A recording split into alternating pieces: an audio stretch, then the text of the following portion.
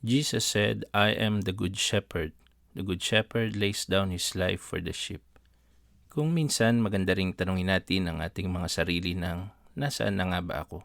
Saan ba ako patutungo? Mula pa sa lumang tipan, ang Panginoong Diyos ay inihayag ang kanyang sarili bilang Jehovah Rohi, the Lord our Shepherd. Isa sa pangunahing gawain ng pastol is to lead and guide the sheep.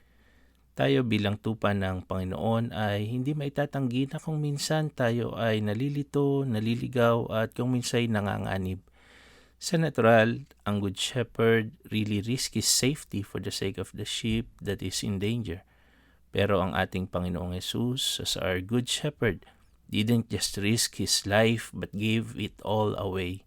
Para siyang nagmistulang tupa nakakatayin doon sa krus na hindi nagpumiglas, kundi kusang loob na nag-alay ng kanyang buhay. Ang sakripisyo niya ay hindi lamang para sa buhay na susunod, kundi even now.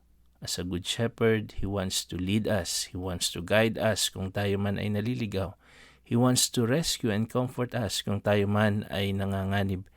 And more than that, He is willing to restore our soul. Pagpanumbalikin ang ating lakas kung tayo ay hinang-hinana at pagod na pagod na. Bilang mga tupa, we must be able to distinguish His voice from the noises around us. Let faith arise at masabi natin sa kaibuturan ng ating mga puso that the Lord is our shepherd. We are safe, confident, and at peace.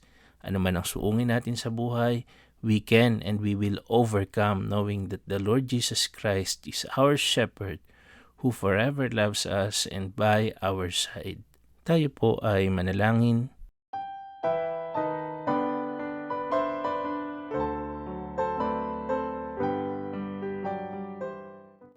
Panginoong Diyos, marami pong salamat sa pagpapaalala mo sa amin na Ikaw ay ang aming dakilang pastol. Tulungan at turuan mo po kami na dinggin ang tinig mo sa kabila ng maraming ingay sa aming mga paligid. Gabayan mo nga po kami, Panginoon. Panumbalikin mo nga po ang aming lakas, O Diyos. At turuan mo po kami na sumunod, Panginoon, sa pangungusap mo. Ama, ito po ang aming samot panalangin sa tanging pangalan po ng aming Panginoong Yesus.